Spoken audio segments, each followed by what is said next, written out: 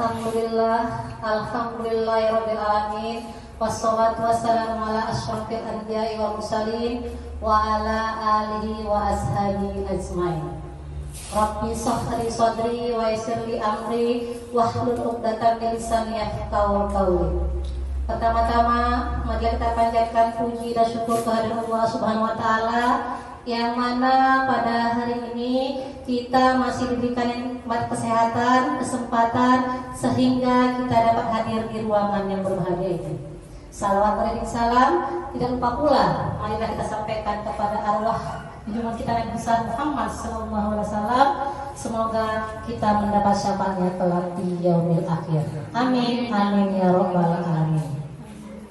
Yang saya hormati Ibu Kepala Sekolah SD Negeri 104254 Sidodadi Ramunia. Yang saya hormati Bapak dan Ibu Guru SD Negeri 104254 Sidodadi Ramunia. Pada kesempatan kali ini sebelumnya saya mengucapkan terima kasih yang sebesar-besarnya kepada Ibu Kepala Sekolah atas dukungannya, motivasinya, semangatnya kepada saya sehingga dapat berlangsungnya kegiatan ini. Dan tidak lupa pula di sini juga saya mengucapkan terima kasih yang sebesar-besarnya juga kepada rekan-rekan saya, kawan-kawan saya seperjuangan di sekolah ini atas waktunya kepada saya menghadiri seminar saya ini. Baiklah ibu-ibu sekalian, pada kesempatan kali ini saya sebagai calon guru penggerak angkatan 10 Kabupaten Deli Serdang akan mempresentasikan diskusi designasi budaya positif.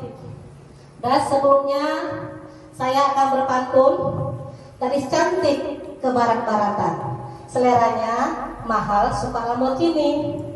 Terima kasih atas kesempatan untuk saya memberikan presentasi ini.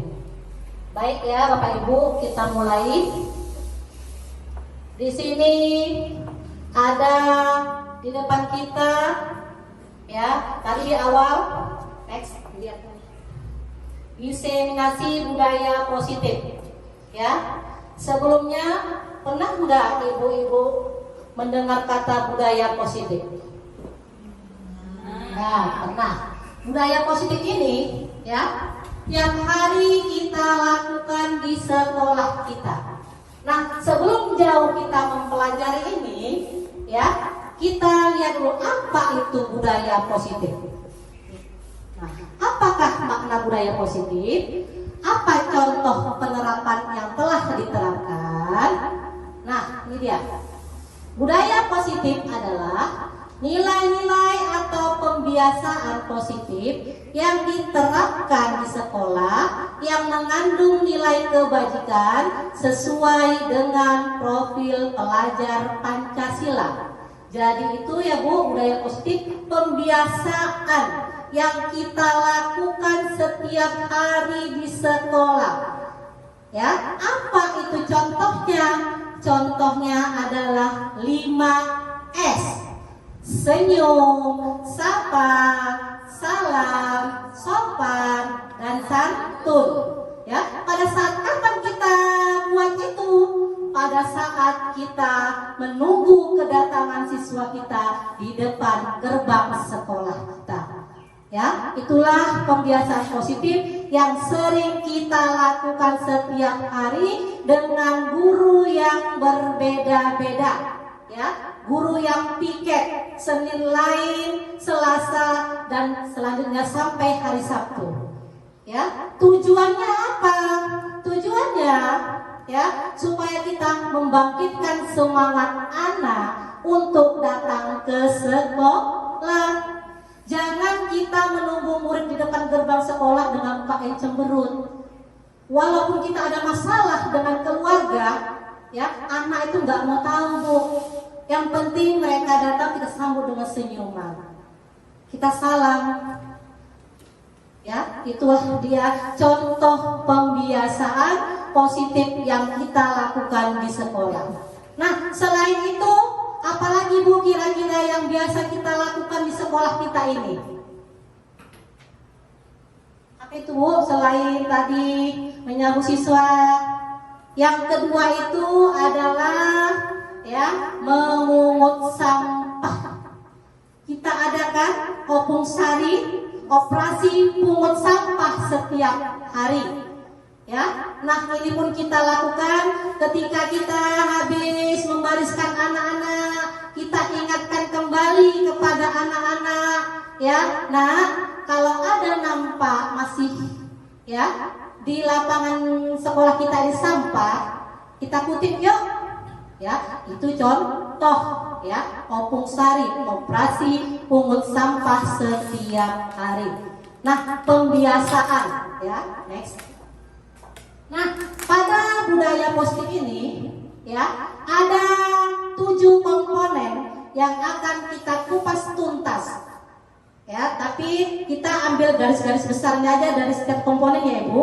Yang pertama ya, di konsep budaya positif ada yang namanya perubahan paradigma belajar. Disiplin positif, kebutuhan dasar manusia, motivasi perilaku manusia, posisi kontrol guru, keyakinan kelas, dan segitiga restitusi. Nilai yang akan kita bahas. Ya, nah next. Satu lagi. Nah, sebelum kita masuk ke perubahan paradigma yang belajar, yang pertama, ya, di sini saya belajar melalui filosofi, ya, filosofi pendidikan Ki Hajar Dewantara, ya, di mana filosofi pendidikan Ki Hajar Dewantara ini ada yang namanya tabula rasa. Pernah mendengar kata ini, Ibu-ibu? Pernah, ya. Tabula rasa itu adalah ya kertas kosong, ya.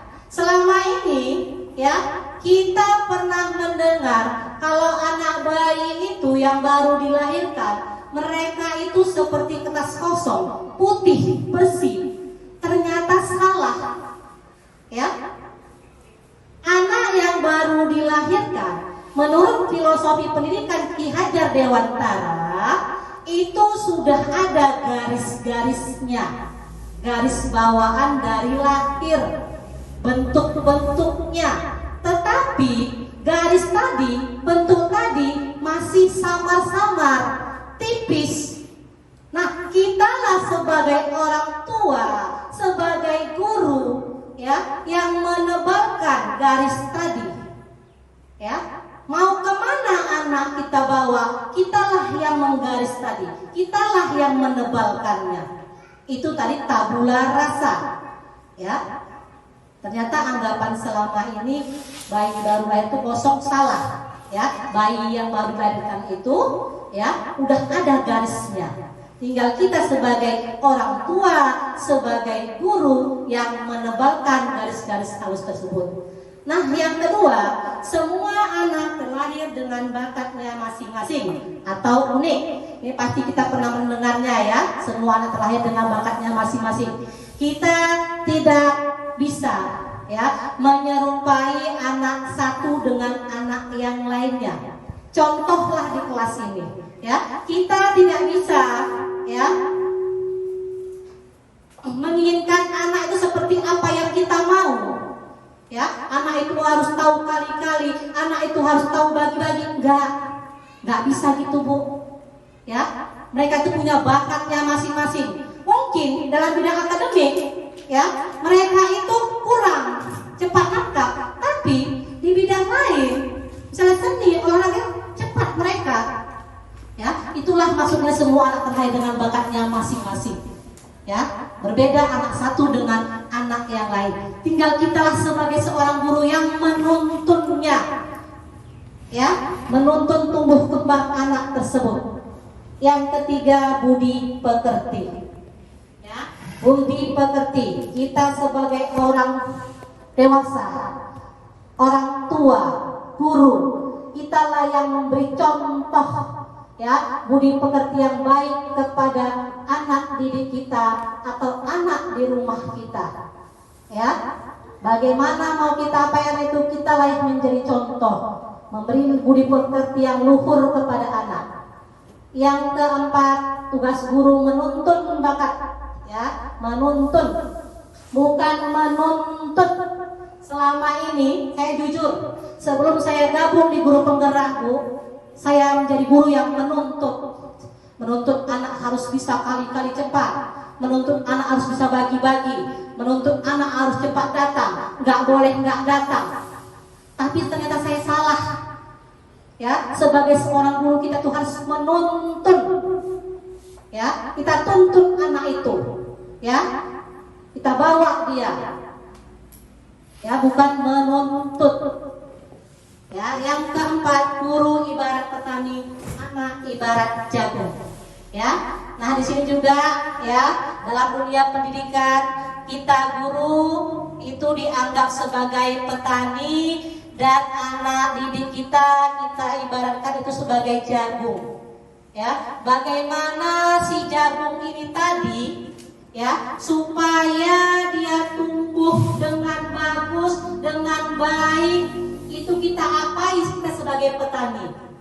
Ya kita rawat, kita didik dia dengan yang bagus-bagus, kata-kata yang bagus, agar ya si biji jagung tadi tumbuh dia dengan optimal. Ya, jangan kita biarkan aja si jagung ini tumbuh Bu, ya, tapi nggak optimal. Yang anak pandai kalau nggak kita apain, tetap dia pandai. Tapi alangkah baiknya anak yang pandai terus kita olah apa dia? Kita motivasi semakin hari semakin dia menjadi bibit unggul. Ya, begitu juga anak yang lainnya. Ya, itulah ibaratnya guru dan murid ya, seperti petani dan biji jagung. Kemudian kodrat alam dan kodrat zaman. Ini kodrat alam. Ya, ini maksudnya gini Bu, kita mengajar kemanapun kita pergi haruslah kita sesuaikan dengan keadaan alamnya. Ya, misalnya kita ke pegunungan, bagaimana keadaan alam mereka, kita cocokkan dia, ya, dengan pesisir. Ya, contohnya aja bahasa misalnya, ya bahasa daerah. Mereka menggunakan bahasa daerah. Sebagai pendatang kita pun harus belajar ya tentang bahasa daerah. Ya, macam di sini pun ya Bu, kita menggunakan yang namanya sedikit ada yang bahasa Jawa, ada yang bahasa Indonesia. Ya, pokoknya kemanapun kita pergi ya untuk mengajar sesuaikanlah dengan keadaan alamnya. Dan kodrat zaman ya, kita mendidik anak itu ibu-ibu sekarang sesuaikanlah dengan kodrat zamannya. Kita tidak bisa menuntut anak seperti zaman kita dahulu. Kita maunya begini, maunya begitu, tidak. Sekarang udah zaman canggih ya Bu, zaman teknologi. Kita ikuti mereka sambil kita bimbing. Ya, itulah maksudnya kodrat alam dan kodrat zaman. Yang terakhir berpihak pada anak. Ya, di kurikulum sekarang, kurikulum merdeka, kita harus berpihak kepada anak.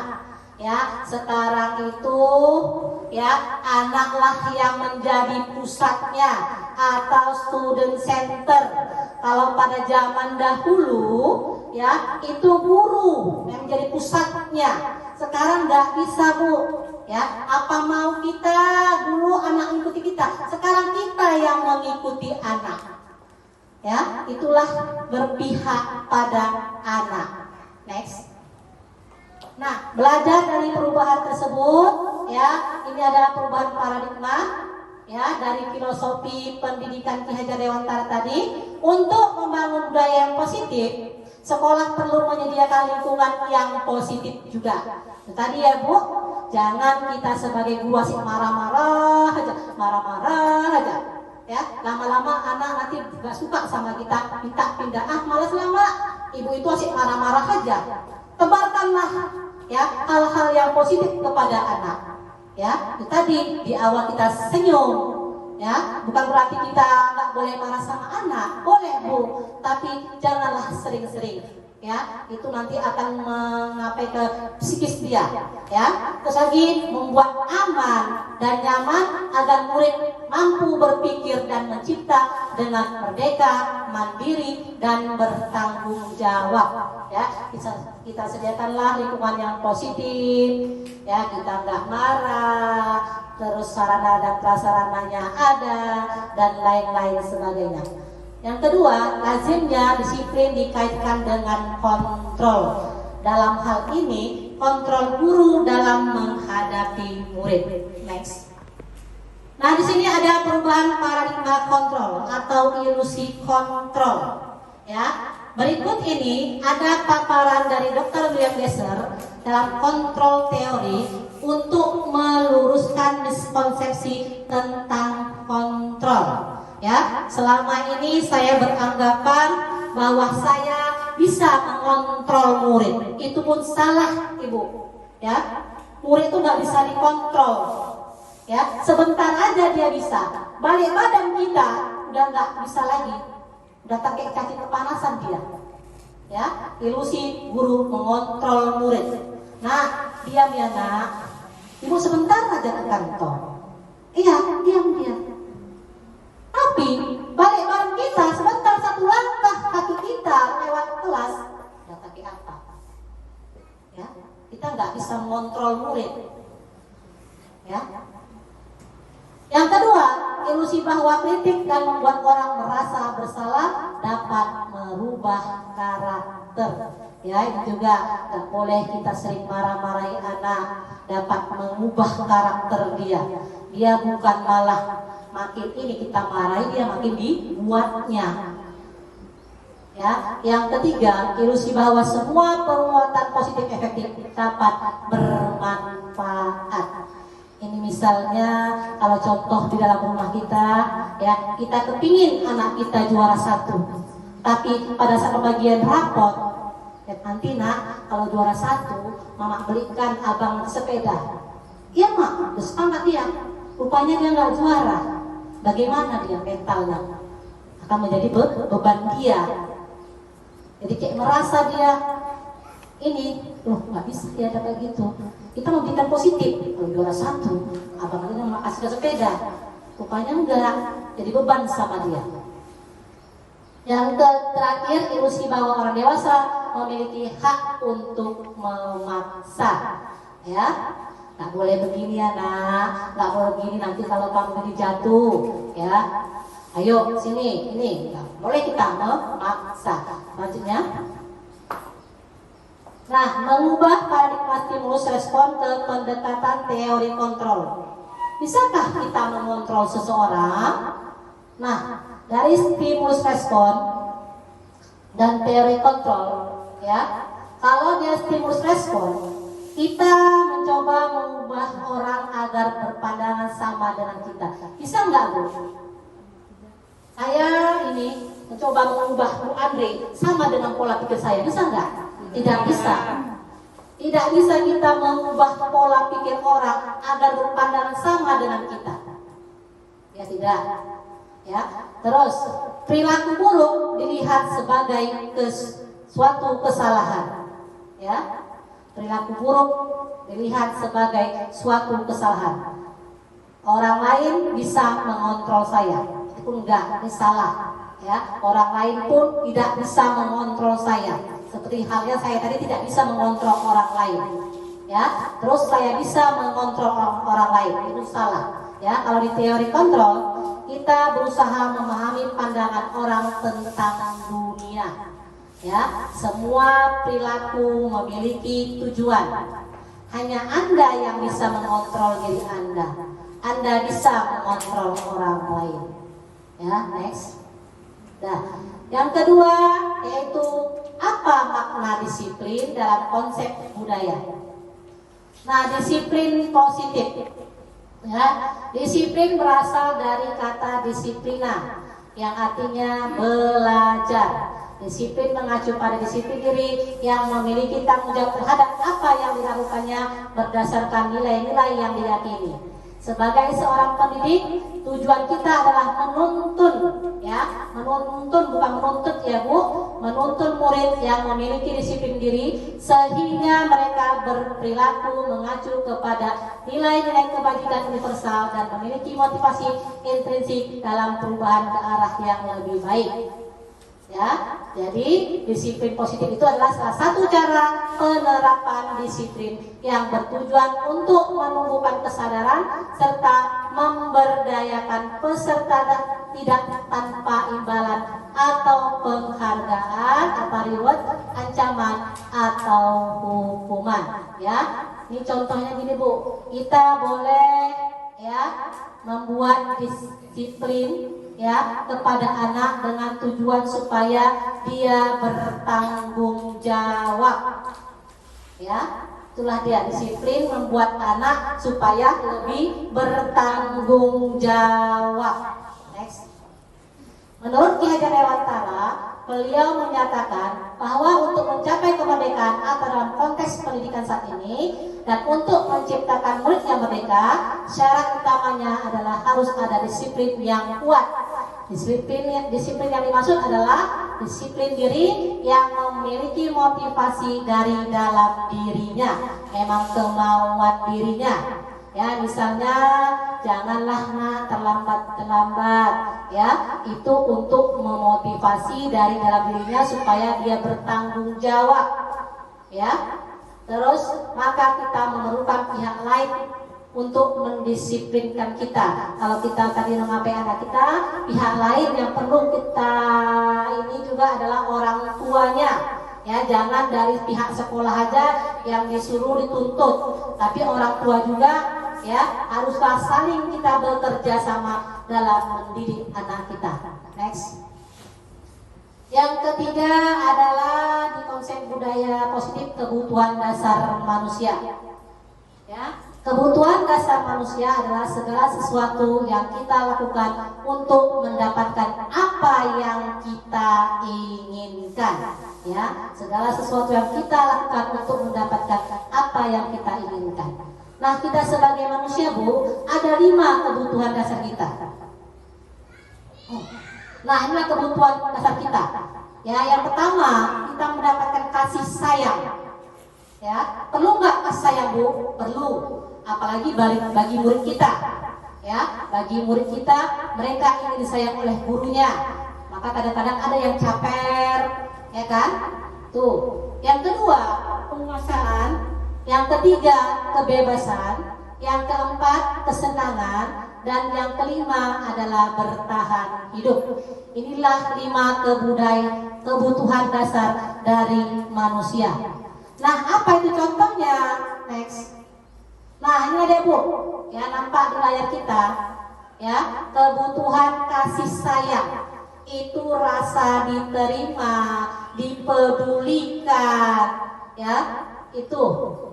Yang kedua, penguasaan, ya, dihormati kita, diakui kita, ya, terus ada harga diri, ya. Yang ketiga, kebebasan, ya, ini memiliki pilihan, ya, bebas mau kemana saja, ya.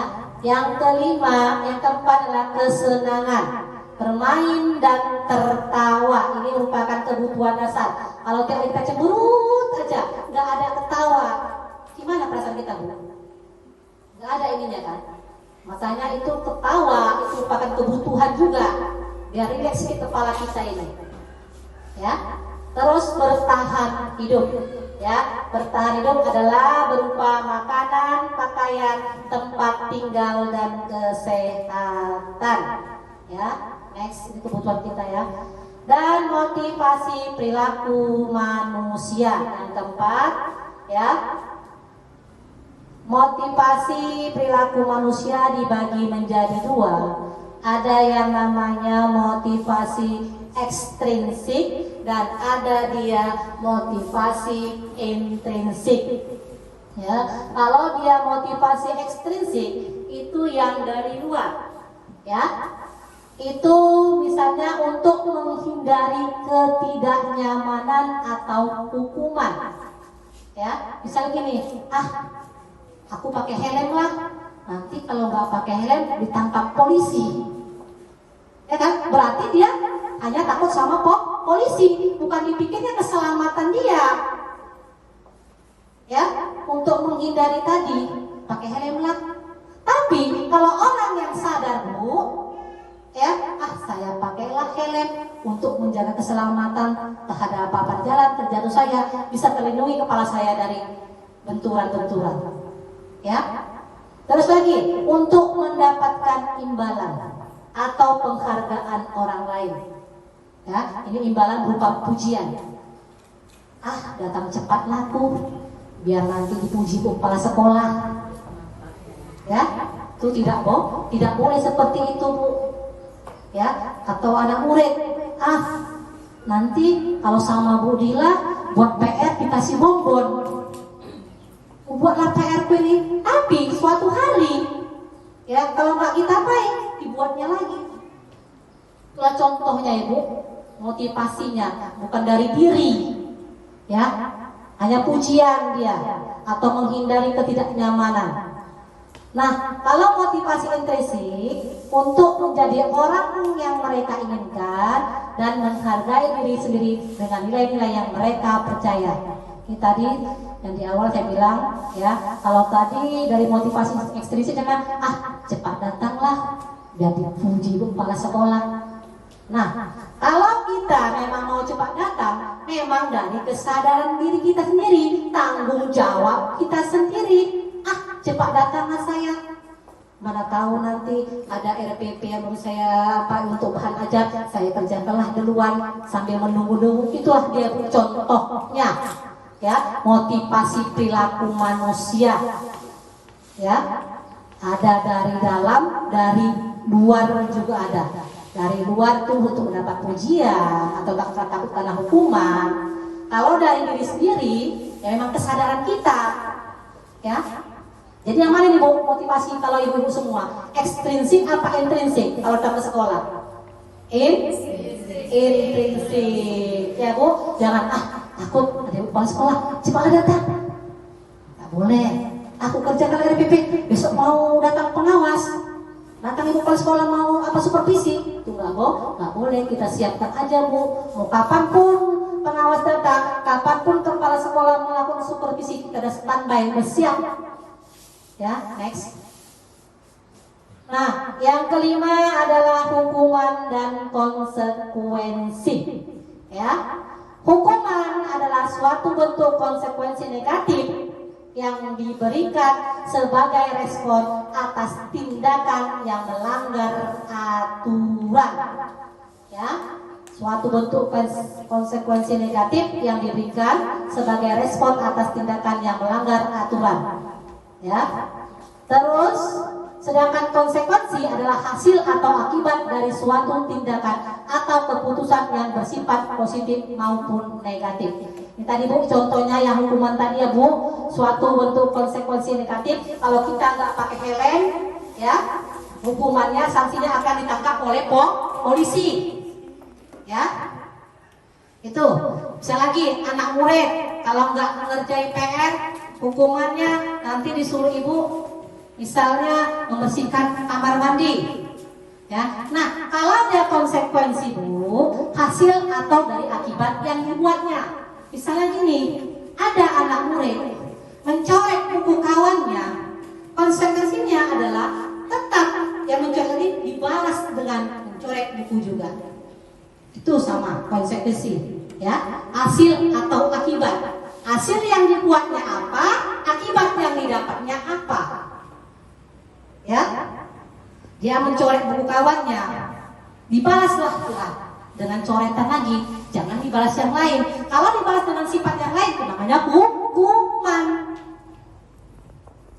Ya, kalau hukuman tadi konsekuensi dari negatif. Ya, tadi kita nggak pakai helm, hukumannya adalah tangkap polisi. Kalau konsekuensi itu, ya misalnya kita mengoyak Apalagi baju orang, ya orang pun harus membalas kepada kita dengan koyakan yang sama. Itulah perbedaan antara hukuman dan konsekuensi. Next. Nah, di sini Bu, lihat perbedaan hukuman dan konsekuensi. Ya, hukuman itu apa? Konsekuensi itu apa? Nah, hukuman sesuatu yang menyakitkan pasti terjadi. Ya, hukuman itu sifatnya jangka panjang Bu. Ya, misalnya kita suruh hukum anak keliling lapangan, ya pasti dalam hatinya itu nanti ada dendam. Diingatnya sampai apa dia nanti besar. Oh, Ibu Dila itu dulu waktu aku SD, ya dihukumnya saya mengapai keliling lapangan. Ya, sesuatu yang menyakitkan pasti terjadi. Ya, jangka panjang dia Bu, ingatnya sampai kapanpun. Ya, kalau konsekuensi sesuatu harus terjadi. Ya, apa yang dibuatnya itu juga yang harus diterimanya. Yang kedua, membuat anak sakit. Ya, sama juga ya Bu, fisik maupun hatinya untuk jangka yang panjang, jangka lama. Ya, makanya jangan sekali-kali ya kita membuat hukuman kepada anak yang sifatnya membekas ya sampai kapanpun dia ingat. Jangan. Kalau konsekuensi perbedaannya membuat anak merasa tidak nyaman dalam jangka waktu yang pendek. Kalau hukuman anak membenci kedisiplinan, ya. Terus konsekuensi anak menghargai disiplin. Ya, misalnya tadi kalau anak membenci kedisiplinan di sekolah itu haruslah datang tepat waktu. Kalau nanti nggak datangnya tepat waktu, pintu pagar dikunci. Ya, jadi benci dia. Nah, kalau konsekuensi anak lebih menghargai disiplin. Mak, besok bangun jam segini ya Mak. Kalau enggak nanti Mak kami nggak dibolehkan masuk, dikunci pintunya Mak. Ya, dia lebih menghargai disiplin. Terus hukuman anak belajar untuk menyembunyikan kesalahannya. Ya, sering kalau anak membuat kesalahan pasti disembunyikannya. Takut dia dimarahi, bagus disembunyiin. Kalau konsekuensi anak belajar untuk mematuhi peraturan. Terus anak merasa bersalah dan tidak dihargai. Ini sering juga ya Bu. Kalau anak berbuat salah, ya kita marahi, dia langsung juga merasa bersalah dan merasa tidak dihargai. Kalau konsekuensi kehilangan hak, ya dan dibuat tidak nyaman. Dan terakhir konsep diri yang buruk, ya sudah dianggap orang kita buruk karena telah melakukan hukuman. Kalau konsekuensi konsep diri yang baik. Next. Nah, di sini ada contoh Bu, nanti sama-sama kita isi, betul enggak? Di sebelahnya nanti ada sudah saya isi jawabannya. Betul enggak yang ibu-ibu ini kan? Ya, jawab. Ya. Di sini ada tindakan guru. Ya, tindakan guru kepada murid. Terus itu berupa hukuman apa konsekuensi? Yang pertama ya, mencatat 100 kali di dalam buku. Saya tidak akan terlambat lagi ke sekolah. Itu menurut Ibu hukuman apa konsekuensi? Hukuman. Ya, hukuman. Terus, nanti kita lihat ya Bu, betul nggak? Yang kedua, lari mengelilingi lapangan basket 2 kali karena terlambat hadir ke sekolah di saat jam olahraga. Konsekuensi, kita simpan jawabannya. Yang ketiga, murid diminta untuk push up 15 kali karena tidak menggunakan masker ke sekolah. Simpan. Menggantikan kertas tugas teman yang telah dicoret-coret. Meminta murid tidak mengenakan sepatu seharian di sekolah karena tidak memakai sepatu hitam. Ayo. Simpan. Cocok kan nanti ya Bu. Yang terakhir, membersihkan tumpahan air di meja tulis karena tersenggol pada saat jam belajar. Konsekuensi. Nah, kita lihat apakah jawaban ibu-ibu tadi sesuai. Next.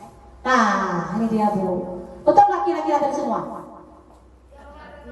Nomor kedua, tiga, empat, menggantikan kertas tugas yang tadi coret-coret.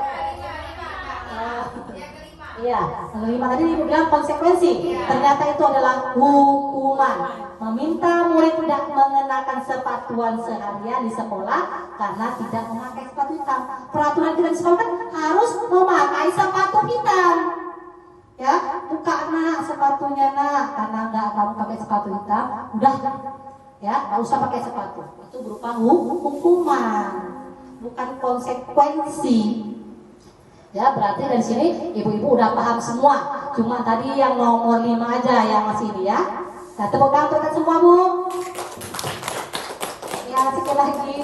Next. Nah, yang kelima, 5 posisi kontrol guru. Ya, kita sebagai guru, ya, ini sebagai guru apakah kita? Ini akan saya bahas. 5 posisi guru. Yang pertama, penghukum. Ya, jujur, saya juga sebelum masuk ke guru penggerak, saya tadi menuntut dan menghukum. Ya, tapi salah saya, Bu. Dari sini saya mulai mindset saya rubah sedikit demi sedikit, belum 100% ya, Bu, karena kami pun baru berapa bulan. Ya, saya rubah sedikit demi sedikit. Ya, 5 posisi kontrol guru: penghukum, pembuat merasa bersalah, teman, pemantau, dan manajer ini ya, Bu ya. Nah, kita lihat apa itu penghukum, apa itu guru pembuat merasa bersalah, apa itu teman, apa itu pemantau, dan manajer. Next. Nah, ada ya, posisi guru penghukum. Ya, pada posisi ini, ya, guru penghukum dia sering ya menggunakan hukuman fisik untuk mengendalikan perilakunya. Ya, alternatif terakhir dia membuat hukuman kepada murid untuk menyelesaikan masalah. Ya, nanti ada contohnya ya, Bu, gimana intonasi cakap kepada anak. Yang kedua, posisi pembuat rasa bersalah. Nah, pada posisi ini, seorang guru menggunakan kata-kata yang lembut untuk membuat orang lain merasa bersalah atau dia rendah diri. Contohnya, ibu sangat kecewa lah dengan kamu, nak. Jangan kayak gitu lagi ya, nak ya. Nah, lembut, dari itu dia merasa, oh iya saya bersalah. Yang ini, hei, gak boleh kayak gitu ya kau ya. Lu kecewa kan sama kau? Dia makinin lagi nanti, memberontak dia. Ya, Bu, next. Posisi teman. Pada posisi ini, seorang guru menggunakan persuasi dan hubungan baik untuk mempengaruhi perilaku. Ya, kita panggil anaknya, ya, kita bicarakan, kenapa nak? Ya, kita anggap aja dia sebagai kawan kita. Ya, yang keempat, posisi pemantau. Ya, pada posisi ini seorang guru adalah orang yang menjaga ketertiban dengan memberlakukan hukuman atau akibat. Ya, kalau pemantau ini, kalau ada murid melakukan kesalahan, dipanggil, Bu, ditanya kena apa, sampai dia kok bisa terjadinya, nak. Ya, sama hal dengan posisi manajer. Ya, seorang guru lebih cenderung bersifat kolaboratif dengan siswa untuk menemukan solusi atas masalah perilaku. Next. Nah, lalu contohnya. Ya, contoh penerapan 5 posisi kontrol. Di sini ada sebuah kasus. Ya, ada siswa sering terlambat datang ke sekolah. Ya, ada siswa sering terlambat datang ke sekolah. Ya. Kalau guru penghukum, ya, berdiri sana di lapangan selama 1 jam. Gitu kita, Bu? Tidak. Ya. Kalau dia guru pembuat rasa bersalah, tadi anak istri terlambat ke sekolah, ya, supaya dia merasa bersalah, kita bilang, berapa kali ibu harus memberitahu kamu, nak? Kamu selalu saja mengecewakan ibu. Ibu jadi malu sama ibu kepala sekolah. Asik kamu aja yang ibu ketemu menentukan terlambatnya dan ke sekolah. Ya, jadi kalau kita berbicaranya lembut, dia pun kayak merasa bersalah. Iya Bu, dia menjawabnya enak. Iya Bu, tadi saya mungkin ban sepeda saya bocor Bu, atau bagaimana? Ya next. Nah, kasusnya sama ya Bu. Ya, siswa sering terlambat datang ke sekolah. Ya, kalau kita seorang guru, ya, guru yang teman, ayo dong ikuti aturan sekolah. Tolong bantu ibu ya, sekali ini saja. Ya, besok jangan terlambat lagi ya nak. Bisa kan nak? Lembut kita bicaranya Bu. Ya, pemantau. Kamu sudah melanggar peraturan sekolah. Kamu tahu konsekuensinya apa kalau kamu terlambat. Nah, dan yang terakhir, ya, kita sebagai manajer, ya, apakah kamu tahu kesalahanmu? Kira-kira bagaimana kamu memperbaiki kesalahanmu? Kita tanya dulu, apa solusinya? Ya, nah inilah 5 contoh penerapan posisi kontrol. Next. Nah, kira-kira dari 5 tadi, mana Bu posisi kontrol guru yang ada dalam diri ibu? Tergantung situasi dan kondisi. Kalau bisa Bu, jangan tergantung lagi, ya. Buatlah dalam diri kita itu kita sebagai posisi manajer, ya. Saya pun perlahan-lahan sudah saya rubah mindset saya. Kalau anak membuat kesalahan, saya tanya awalnya itu kenapa, kok bisa begini? Kamu tahu nggak? Kita mempunyai keyakinan kelas, ya, itu nanti kita pelajari Bu. Makanya perlu juga ada keyakinan kelas ya Bu. Ya, kalau bisa dari sekarang Bu, robahlah ya posisi kontrol kita terhadap anak. Jangan sebagai penghukum, ya. Yang paling bagus tadi manajer, pemantau, dan teman. Ini. Ya, tapi yang paling kali 2 Bu, pemantau dan manajer. Ya, itulah kalau bisa Bu, kita ada dalam diri kita ya Bu. Nah, next. Nah, ini yang ke-6, keyakinan kelas. Ya, keyakinan kelas adalah nilai-nilai kebajikan atau prinsip-prinsip universal yang disepakati secara bersama. Yang jadi pertanyaan, kenapa nggak dibuat aja peraturan kelas? Kenapa harus ada keyakinan kelas? Nah, kenapa itu Bu? Ada yang tahu menjawabnya?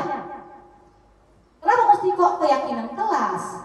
Kalau keyakinan kelas, itu kan dibuat secara bersama-sama dengan orang yang ada di dalam kelas, yang udah disepakati secara bersama-sama. Kalau peraturan, iya, seluruhan banyak, nggak bisa kita hafal. Membuat keyakinan nggak usah perlu banyak-banyak Bu, 5 atau 6, dan sudah disepakati secara bersama-sama. Ya, menurut dosen, suatu keyakinan akan lebih memotivasi seseorang dari dalam dirinya. Seseorang akan lebih semangat untuk menjalankan keyakinan daripada hanya sekedar mengikuti serangkaian peraturan. Ya, next. Nah, di sini pembentukan keyakinan kelas. Ya. Nah, bagaimana cara membentuk keyakinan kelas?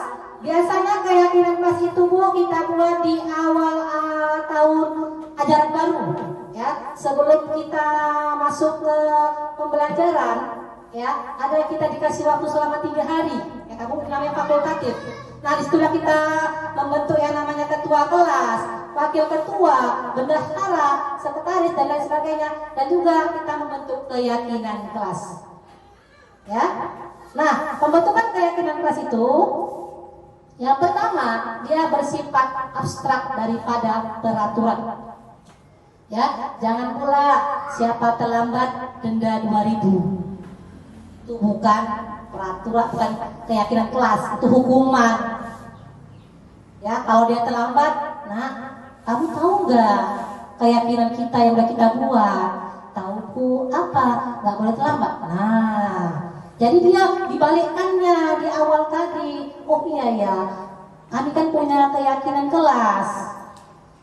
Ya, terus keyakinan kelas berupa pernyataan yang universal.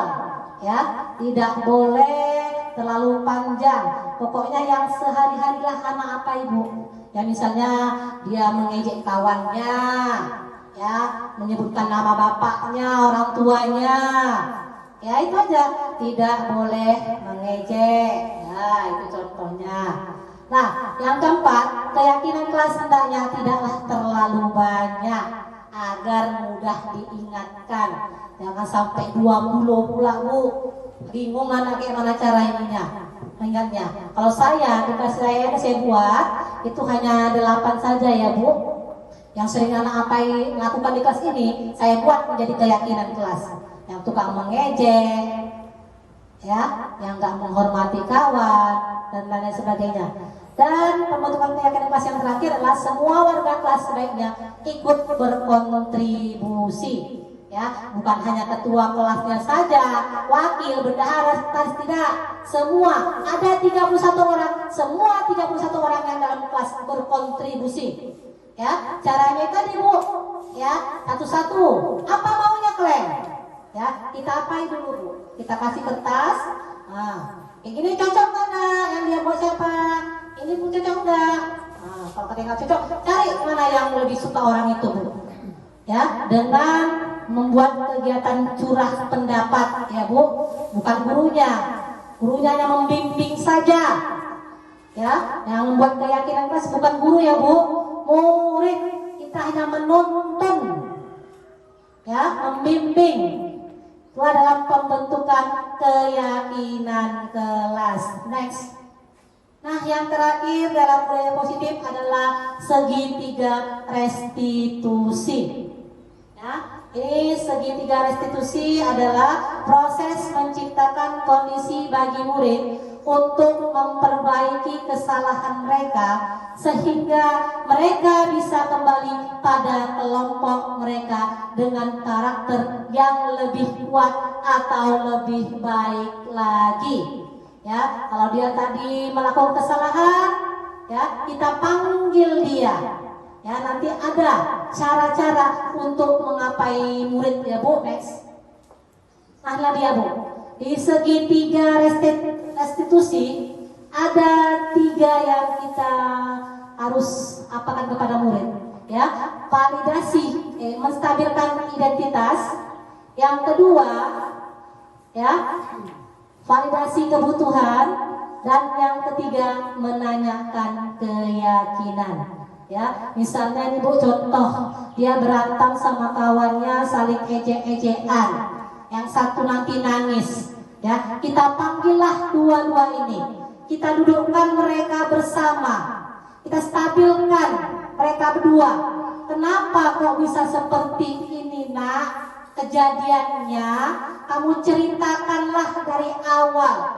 Kayak mana asal muasalnya kok bisa berantem, yang kayak ini nangis, yang ini juga hampir mau nangis, kayak mana nak? Diceritakan bu, kita stabilkan dulu kondisi mereka. Udah distabilkan. Terus ya bu, ini seperti ini bu, udah ngejek saya bu, ini bu. Nah itu kita validasi kebutuhannya. Ya. Jadi dari yang kamu buat itu tadi, kamu udah puas. Itu tertanya bu. Nah terus nanti enggak bu. Jadi ngapain ngejek-ngejek dia? Ya, nggak boleh ya nak. Terus yang terakhir kita menanyakan keyakinan. Kamu punya nggak di kelas keyakinan kelas kita nak? Punya bu. Apa salah satunya? Nggak boleh mengejek. Nah, tadi ya bu, masuk dia. Nah, kita punya keyakinan kan? Berarti itu sudah kamu langgar. Kamu ejek kawan kamu. Ya, itulah di segitiga restitusi ya bu, menstabilkan identitas. Kita panggil apa persoalan mereka, terus kita validasi kebutuhannya. Kenapa kok bisa seperti ini, seperti itu? Ya, apa manfaat tujuannya kok dia bisa gitu? Dan terakhir kita menanyakan keyakinan. Punya nggak keyakinan kelas? punya kenapa dilanggar. Ya, nah inilah tadi 7 komponen dari kebudayaan positif atau budaya positif. Di sini ada kesimpulan.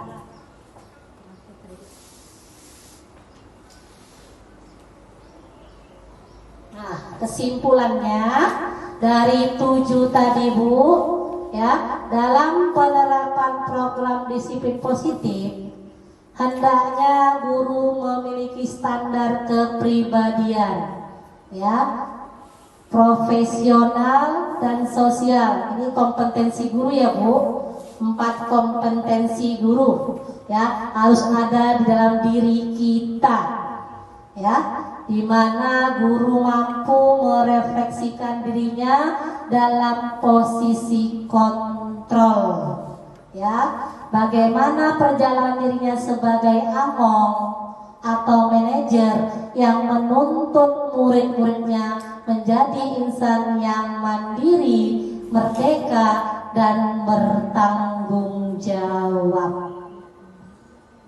Ya, nah dia dari kesimpulan budaya positif kita. Nah, sampai di sini Bapak dan Ibu apakah sudah paham atau adakah pertanyaan-pertanyaan tentang budaya positif yang sudah saya paparkan tadi Bapak dan Ibu? Apakah sudah paham? Paham, alhamdulillah. Kalau sudah paham, ya kita akhirilah ya pemaparan saya ini. Kepala sekolah ada yang disampaikan Bu? Ikut Bu, iya. Ya, Ibu. Iya. Terima kasih kepada Ibu Kepala Sekolah dan teman-teman yang sudah hadir di acara saya ini. Semoga acara yang saya buat ini mendapat keberkahan dari Allah Subhanahu wa Ta'ala. Dan saya akhiri dengan Assalamualaikum warahmatullahi wabarakatuh. Salam guru penggerak.